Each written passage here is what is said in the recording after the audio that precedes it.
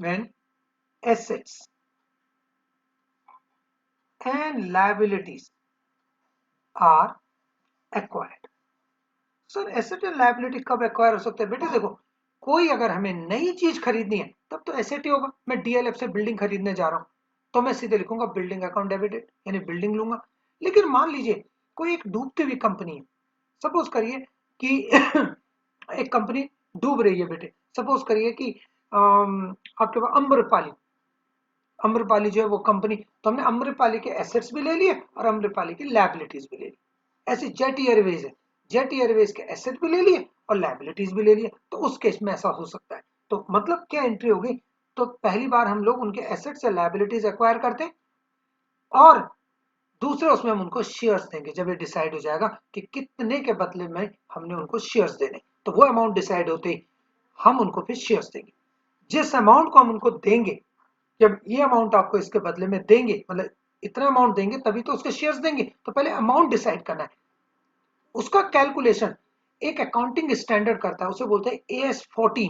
वो आपको नहीं पढ़ना, वो एक काफी बड़ा एएस होता है। अमलगमेशन एक टॉपिक करवाते हैं सेकेंड ईयर, मतलब कि बीकॉम, अब सेकेंड ईयर के सेमेस्टर बन गए वैसे, तो जब उनको हम करवाते तो वहां पे उसे समझाते बेटे, तो उसको बोलते हैं हम लोग उस कैलकुलेशन को कि यानी इनको कितना अमाउंट अब हमें देना है, तो उस कैलकुलेशन को हम बोलते हैं पीसी, परचेज कंसिडरेशन, पीसी, ध्यान रखिएगा। चलिए तो सबसे पहले मेरे प्यारे बच्चों हमने उनसे खरीदे एसेट्स, तो हम लिखेंगे sundry assets account debit, sundry assets account debit. Sundry assets का मतलब बिल्डिंग खरीदा बिल्डिंग डेबिटेड, मशीन खरीदा मशीन डेबिटेड। थोड़ी जगह छोड़ेंगे टू सन्ड्री लायबिलिटीज, जगह छोड़ेंगे बेटे पर सन्ड्री लायबिलिटीज। सर क्यों छोड़ा बेटे, अभी थोड़ी देर में पता चलेगा। और हमने उनसे कुछ लायबिलिटीज भी खरीद ली। सर अगर नई कंपनी होगी फिर तो लायबिलिटीज नहीं होगा, तब इसको आप लोग हटा देंगे और ये एक तरह से ये नलीफाई हो जाएगा। Sundry assets account debited to sundry liabilities, और हमने अब उनको क्या देना है, उसे बोलते हैं वेंडर, जिससे हम लोग ये सब चीजें खरीद रहे हैं उसे बोलते हैं वेंडर्स अकाउंट। और वेंडर वो आदमी है जो बेचने वाला है, तो उसका अकाउंट है वेंडर्स अकाउंट। वेंडर्स अकाउंट यहाँ पे क्रेडिट हुआ और अब हमने वेंडर को क्या देना है, वेंडर को हमने देना है पीसी। पीसी, पीसी क्या है? परचेज कंसिडरेशन, जो मैंने बताया। अगर आप लोग गूगल करेंगे तो बोलेंगे, वहां लिखेंगे हाउ टू कैलकुलेट पीसी, तो वहां आ जाएगा AS14 से पीसी कैलकुलेट करते हैं। तो मैंने बताया वो आपके पास नहीं है, तो आपको पीसी पता रहेगा कि कितना देना है। Sundry assets account debited to sundry liabilities to vendors account, purchase consideration to. अब सर टू, मेरे प्यारे बच्चों सोचिए, हमने सन्ड्री एसेट्स खरीद लिए। यहाँ पे मैं उदाहरण देता हूं आपको। मान लीजिए हमने सन्ड्री एसेट्स खरीद लिए, सन्ड्री एसेट्स लिए हमने 1000 तो सन्ड्री लायबिलिटीज भी ले ली हमने 200 की, 200, 100, 1000 करोड़, 100 करोड़। अब बात आती है कि यहां पर टू वेंडर, वेंडर को कितना देना है जिससे हमने खरीदा। वेंडर का नाम होगा तो नाम लिखेंगे, तो वेंडर को अगर कुछ नहीं लिखा होगा तो 800 करोड़, ये आपका पीसी बन गया। लेकिन अब सोचो मेरे बेटा, एक दूसरी सिचुएशन सोचो कि वो बोल रहे हैं कि नहीं नहीं, वेंडर को तो अभी भी हमने 900 करोड़ देने, 900 करोड़ पीसी देने। अब बताओ यहां डिफरेंस आ गया, यहां 1100, वहां ऊपर 1000। तो ये जो, अब सोचो हमने एसेट्स खरीदी, एसेट जब खरीदी तो एसेट्स 1000 की आई, लायबिलिटी हमने 200 की ली, तो हमने कुल मिलाकर 800 देना था, फिर भी हम 900 दे रहे हैं। तो सोचिए यहां कोई एसेट है जिसके बदले में हम उनको ज्यादा दे रहे हैं, पर वो एसेट दिखाई नहीं दे रही, तो सच एसेट विल बी गुडविल, तो यहां पर एसेट होगी गुडविल। और बच्चों जानते हैं, एक नॉलेज वाली बात करूं आपके साथ में मैं, तो 100 करोड़ का यहाँ पे गुडविल आएगा। मैंने आपको बोला था कि गुडविल को जब हम खरीदते हैं तब बुक्स में दिखाते हैं AS26 के हिसाब से, यानी गुडविल को अगर हम लोग सेल्फ जनरेटेड होता है तो इट इज नॉट शोन। और ये उदाहरण है कि जब गुडविल को हम प्रेजेंट करते हैं, because we are acquiring goodwill, हम खरीद रहे हैं तो गुडविल डेबिट होगी। So goodwill is shown in the books of accounts when it is purchased, when it is acquired. So this is the situation when we are acquiring goodwill. Sir ऐसा भी तो हो सकता था सर, अभी ये आ गया, यहां तक आपको क्लियर हो गया। लेकिन ऐसा भी हो सकता था कि सपोज करिए यहां पर अभी गुडविल नहीं है, उन्होंने बोला पीसी से 700 देना है। लो बेटा पीसी 700 देना है, यानी 1000, यहाँ 200, यहाँ 700, 900, तो क्रेडिट में कम, तो यहाँ 100 करोड़ यहाँ डालने पड़ेंगे। उसको बोलेंगे हम लोग, उसको बोलेंगे हम लोग कैपिटल रिजर्व। बेटे ये आपका कैपिटल रिजर्व होगा। इट मींस कि अगर आप लोगों ने डेबिट में ज्यादा है, डेबिट में ज्यादा क्रेडिट में कम है, तो आप लिखेंगे कैपिटल रिजर्व। और अगर कॉन्ट्रेरी उल्टा हुआ कि क्रेडिट ज्यादा और डेबिट में कम है, तो जो डिफरेंस आएगा वो कहां जाएगा, आपका गुडविल में जाएगा। तो ध्यान रखिएगा, ये कॉन्सेप्ट यहां पर हम लोग लगाते हैं। और इस तरीके से मेरे बेटा जो कंसिडरेशन है उसको हम लोग समझते हैं। This is called issue of shares for consideration other than cash. और अब मैं आपको इसके लिए सबसे पहले यहाँ एंट्री को रिकॉर्ड कर देते हैं। यानी हमारी एंट्री तो कहां पर चल रही थी, देखिएगा ये चल रही थी। तो अब जल्दी से पहले हम यहाँ पे एंट्री रिकॉर्ड करते बेटे।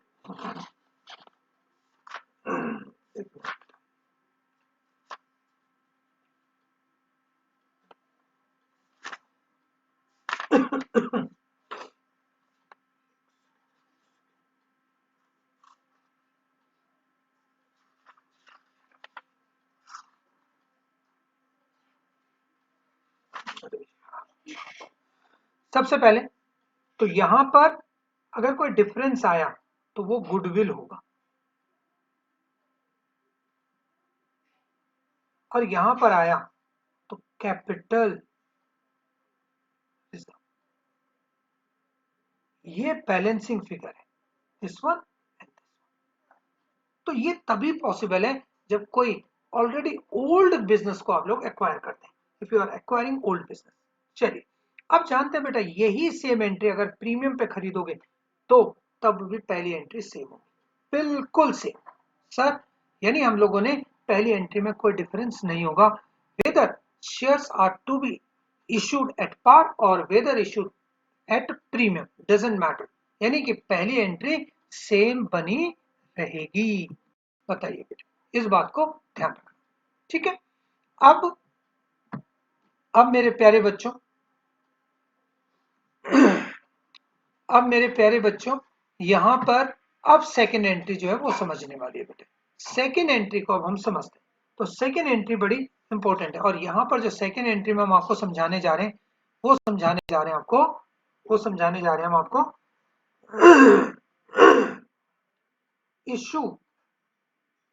Issue of shares for consideration. लीजिए यहां शेयर्स इशू करने जा रहे हैं, तो यहां पर शेयर्स इशू करने जा रहे हैं। क्या ऐसे करेंगे हम शेयर्स इशू, अब उस चीज को आप समझ लें।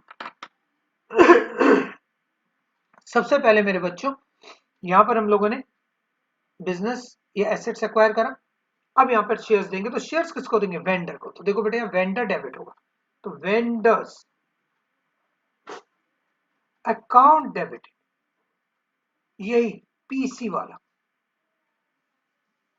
अमाउंट है बेटे, परचेज कंसिडरेशन वाला, टू शेयर्स कैपिटल।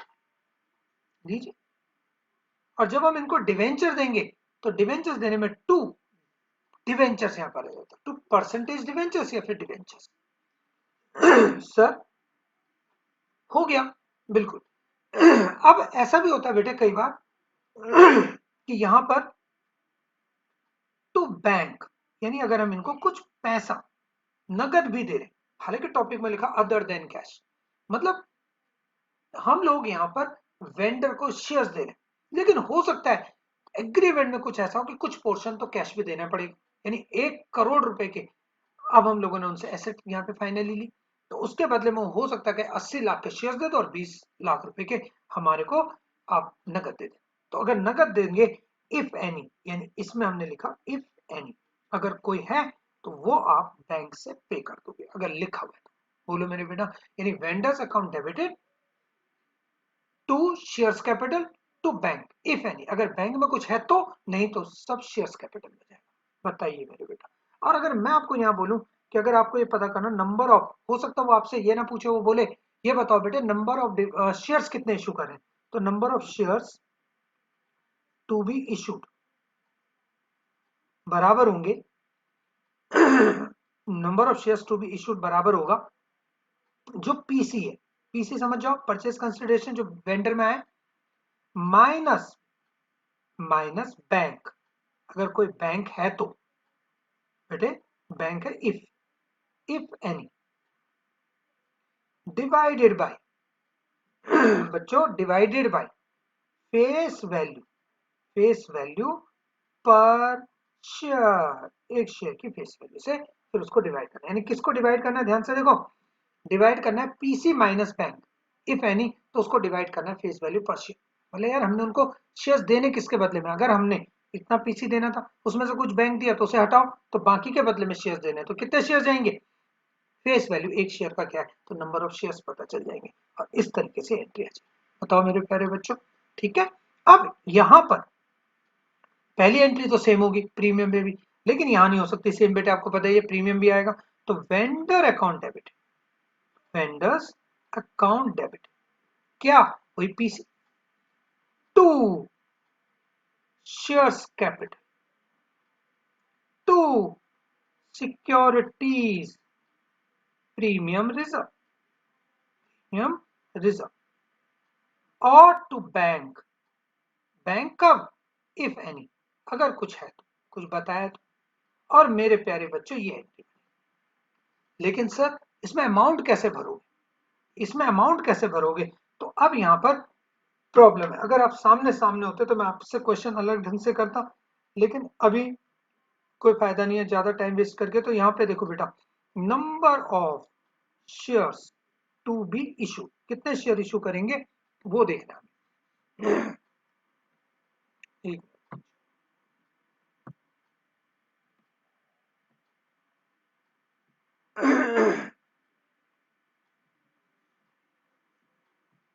तो बच्चों number of shares to be issued बराबर होंगे, इशूड बराबर होंगे पीसी, पीसी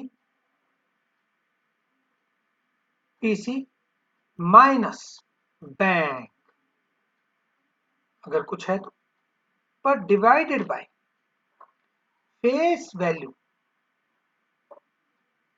पर share plus securities premium reserve per share, और जो आएगा, सपोज वो आपका एन है, सपोज वो एन है, नंबर ऑफ शेयर्स आ गया आपका एन। बेटा अब इस एन को कैसे करोगे, ध्यान से देखो, इस एन को आप करोगे एन इनटू फेस वैल्यू, तो आपका शेयर कैपिटल का पैसा आ जाएगा, और अगर आप करोगे n into securities premium reserve per share, मतलब फेस वैल्यू पर शेयर है बेटा ये, और यहाँ पे securities premium reserve per share है, तो आपके पास ये अमाउंट आ जाएगा। अदरवाइज बच्चे कैसे सोचते हैं मैं आपको बताता हूँ, बच्चे इस तरह से गलत, अगर मैं क्वेश्चन भी रखता भी आपके गलत ही बताते, पता कैसे, अगर मैं कहूँ यहाँ पर 10 लाख है, मतलब शेयर्स कैपिटल में डेबिट में है, वो वेंडर अकाउंट डेबिटेड ऐसे, vendor account debited, vendor account debited मेरे बेटा आपके पास है 10 लाख।